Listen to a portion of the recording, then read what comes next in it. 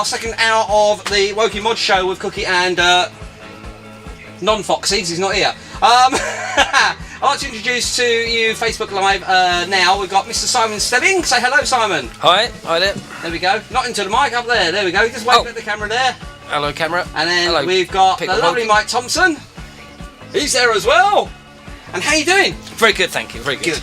Good. Lovely. So we're going to do, we're going to go live on Radio Woking. We're also live on Facebook now as well. So what I'm asking for people to do up on Facebook Live is to post your questions for Simon in relation to anything really about the band that he used to be in. The band is sort of still in, but it's all sort of, you'll find out what we mean as we go along. Okay, so we're going to return back to news for a minute. We're on Facebook Live as well, and you can post your questions up there. Just like to say hello to Grant Cross up there. Hello, Grant. He's saying, evening, gents. And Johnny Redpants Warren. Yeah, I'm here from Queensland in Australia. And it's 4:04 a.m. Wow! Are you going to share that? No, it's all mine. It's all mine. Okay, and... okay, right, yes, I'm not going to mention half of these ones. But if you have got a question for Simon Stebbing this evening, okay, lead guitarist with the Purple Hearts and other things, we're going to go into that in a second. Please put them up onto our Facebook page and we will ask Simon. And we will name and shame you as well. So they've got to be decent questions, okay? Yeah, very if they're pants, we're going to know who you are. Name and shame you. Absolutely. Right, okay, so we're just going to have a quick look up there now. Have a quick look. Okay. Right. Okay, Johnny Mason wants to know, Simon, okay, do you play bass? Can you play bass? I can play bass, yeah. And he wants to know if you want to jump ship. Yeah, I quite like playing bass, you know. Most guitarists can play bass. Indeed. Anyway, let's start from the beginning then. So, nice big round of applause. Come on! Woo! There we go. Simon Stebbing. And you play mainly guitar, though? Yeah. Okay. Yeah. Is that rhythm guitar or is that lead guitar? I think a bit of both, but really. Okay. Yeah, I'm out of my neck of the woods here. So help me out, Foxy. You know more about guitars than I do. I play both. Rhythm and lead. Yeah. She plays both. No, sometimes at the same time. Wow. Yeah. So you play two guitars? Well, some people can, but I don't know if Simon can. One each hand. No, they're built on top of each other. Oh, all right then. Oh, yeah, I've seen those, Yeah, very clever. on top of the pops. Now, have you ever been on top of the pops? No, we missed out. The Purple Hearts missed out very narrowly. It's a big shame.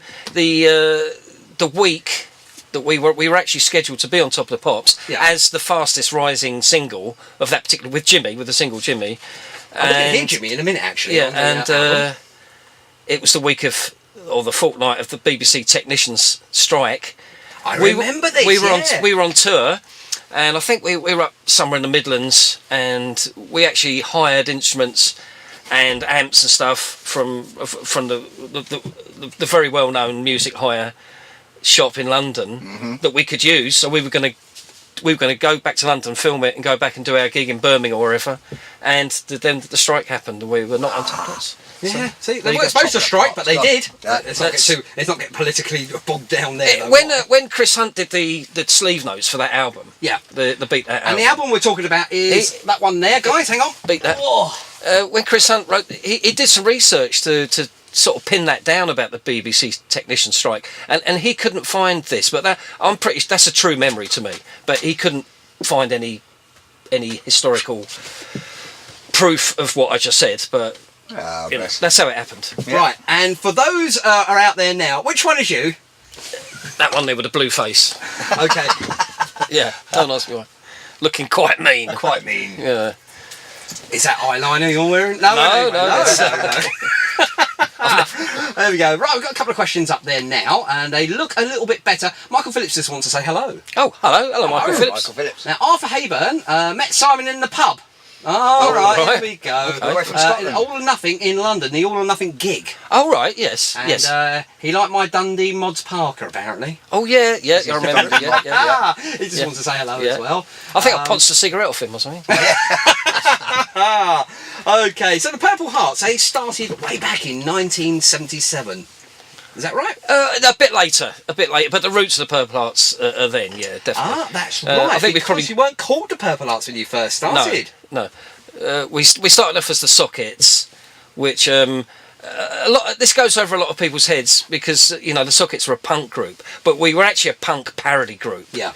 in the fact that we genuinely couldn't play our instruments. Is it actually true? That was one of your later questions. Yeah, just blown It for was. you. No. Get it in there. Apparently, I read somewhere that when you first started, none of you actually knew how to play an instrument. I could play a bit. I did have an electric guitar, like a Woolworths K guitar. Woolworths. For those that are new to Woolworths, Woolworths were a high street brand that are no longer with us anymore. Yes, the internet phased them out. A bit of a sort of low-class Lidl. That's it. What are you on about? You should get all my singles from there. I probably bought one of yours. Okay, so you knew a little bit, but not a lot. Yeah. Okay, and what was your intentions, though? The four guys, sort of grouping together. Why? Well, it's a bit of a story. It's a fairly good anecdote. But our school teacher, Mr. Sowden, had taught the Buzzcocks in Manchester, where he was from. And the Buzzcocks were playing a Rock Against Racism gig in Barking, which is just down the road from Romford, from where we're all from. Yep. And we told our teacher, we said, we've got a punk group. Can you get us on the bill? And we didn't have a group, we didn't have any songs, and we couldn't play.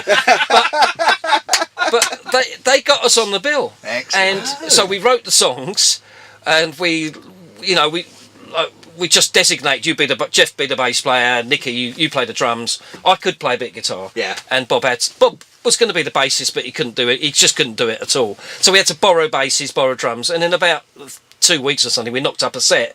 But I have to underline this. It was parody punk. Yes. It was actually a piss take. That's it. Sorry, are you allowed to say that? No, not really. No. We apologise for the extraction of urine antidote there. No worries at all. Okay, so when we're going on about you four guys, we've got Jeff Shadbolt, yourself, Simon, Bob Manton, is that right? Yeah. And Nick Lake. There's the four originals with the Sockets. The Sockets, yeah. The Sockets. Brilliant. So, you were a parody punk rock group that couldn't play. Yeah. Great stuff. It's what got the punk movement I'll going. tell you what, there's hope for us yet. Yeah, there is. Well, you can play. No, it's still That's open it. me. I found strings on my guitar the other day. I didn't know what the heck they were for. He told me you got to strum them to make a noise from it. I didn't know. You didn't do that on top of the pops. You just pretended. Okay, so where did the Purple Hearts then arrive? When did they arrive? Well, we'd seen the Jam. There's no doubt about it. The Jam were, a reason why a lot of people started wearing parkas and dressing 1960s. Me and Bob particularly had always been big Who fans, big 60s fans. Yes. Even before punk rock came along, we liked that whole scene. Kinks, Yardbirds, Stones, Beatles, Who, you name it, anything British and 60s we loved. Yeah. So the Jam came along, and they were kind of like, for us, they were our Beatles, for me and Bob. Yes, of and course, we saw the Jam before virtually anybody. Me and Bob went to see him in a West London college, supporting Meal Ticket and the Trogs. Wow, the Trogs. Meal Ticket were like a country and western band, and the Jam were at the bottom of the bill. Yeah. And actually, we went to see the Jam, and through the window by the side of the stage, there was a scooter there with the mirrors. Yeah. And we subsequently learned it was Paul Weller's scooter, but that may be apocryphal or not even true. But it's a good possibility. Yeah. And He's we were never blown owned up away. to having one. He's never owned up to having one, but maybe that's not true. But so the Jam were a huge influence, and we sort of changed our little punk group into more of a 60s thing. There was no mod revival, so we were just sort of making 60s style music, really. Yeah. Brilliant. Okay, now just going quick back to our Facebook Live there, and we've got Lynn Fitchie Loudon. I hope that's pronounced right. And seen Purple Hearts twice. Fantastic group. Even bought Gary Sparks a pint for his birthday. Isn't that nice? Oh, sweet. That is lovely. And Johnny Red Pants Warren, what a name. He said, we had a band outside Brisbane, Purple Hearts, many moons ago. Oh, yeah. Wow. There we are. The Australian Purple Hearts, The Australian Purple Hearts. Now, Purple Hearts. I asked you earlier before we went and opened the mics up, why the Purple Hearts? Because obviously anyone knows the Purple Hearts are sort of naughty things that we should not have. Yeah. Obviously, for those that are not quite sure, there are naughty drugs. Okay, we've said the word now. Purples and blues. It's Trinamil, which is a kind of stay awake tablet, isn't it? Absolutely, I think I need one of them right now. But no. to be honest with you, I came up with the name Purple Hearts, and it was. So it's your fault. It's my fault, and I literally found it. And if you ever find a copy of this record, you can see it on the back of it. The Small Faces Decca A and B sides album, and on the sleeve notes at the back, there's a quote. There's a quotation that says, it talks about the mods in the 1960s, and it says they were popping purple hearts to stay awake. Yeah. And it just seemed like a band name. Yeah. We hadn't taken drugs at that time, and none of us have since. No. That's good. Clean band. Clean band. Clean band. That's what we want. Clean banding. Absolutely. If you believe that, you believe anything. Oh, Yeah. of course, indeed. Okay, so let's go on with. Let's have a look at this. All right, I've got to ask you about a float in the Romford Carnival. Is that true? You actually, you played on a float? Yeah, we did. Yeah. Yeah, we did. It was a kind of outrageous thing to do. We had a manager at the time, John. I forgot his second name, to my shame, and he just put it together. And it was quite a scary thing to do, actually, because Romford was pretty much a skinhead town, and we just thought we were probably going to get bottles thrown at us. And it's just the era of disco music and Saturday Night Fever. Everybody was walking around in great big baggy flares and collars out here, and our carnival float was really quite interesting because we were playing on it, and all the sort of alternate youth of Romford were on our float. So some of the punky kids and a few suede heads, and there wasn't a lot of options there, but we had all these kind of the youth cults of Romford were on our float as we went through Romford. Excellent. Wow. Yeah. You held on tight though. We made it through. Or anything. Yeah. Now, the reason I was leading up to that because you didn't have an accident, but unfortunately in '78 your drummer did, and he broke his leg. But it was such a bad break or something, he couldn't continue with the band. Yes, I'm not sure if Nicky was ever in the Purple Hearts. He might have been at the sort of point where we were transitioning from the Purple Hearts, from the Sockets to the Purple Hearts. But anyway, he broke his leg. Yeah. How did he do that?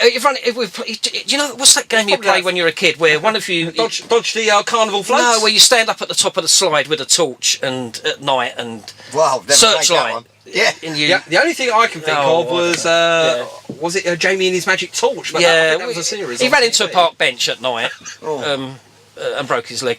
So we knew of Gary Sparks because Gary had played in a few local bands, and we considered him to be the best drummer in Romford. So we approached somebody who went to school with him. He was a bit older than us, and we asked, do you want to join our band? Yeah. And that's so we didn't know him particularly, but we got him in our group. That's fantastic, though. But obviously, shame on Nicky for breaking his leg. Yeah, silly boy on a slide. I mean, at his age, you should have known better. He became our chief roadie. So bless him. Well, I have to say that sounds a bit. He was our only roadie. Yeah, but well, you need a pair of hands sometimes, don't you? You need your roadies. They're top people for that heavy speaker and things like that. I need one actually. What are you up to later?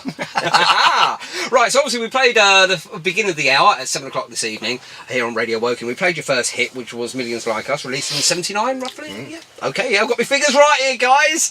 I'm doing well so far. But then they released their debut album, and that was Beat That. And I thought we'd play a tune now, have a little break. And this one is entitled Jimmy. Now, I'm going to ask this question. Has it got anything to do with quadrophenia? Oh, well, I didn't write the lyrics, Bob did. I imagine it does have something to do with quadrophenia. I have to say, it's almost like the whole of quadrophenia in one song, really. Yeah. It's like the whole story in one song, so yeah, perhaps it is. Let's have a listen. I think, for Bob, it might have been a bit more, autobiographical, really. Yeah. Okay, well, let's have a listen to it. We'll collect a few more questions on Facebook Live as well. And yes, if you have a question and you want someone to answer it, anything really, because we're going to move away from the Purple Arts in a minute and we're going to go on to some new things. Wow, because he's got new things up his sleeve. Okay, but for now, though, let's have a listen to Jimmy and let's see if it is anything to do with quadrophenia.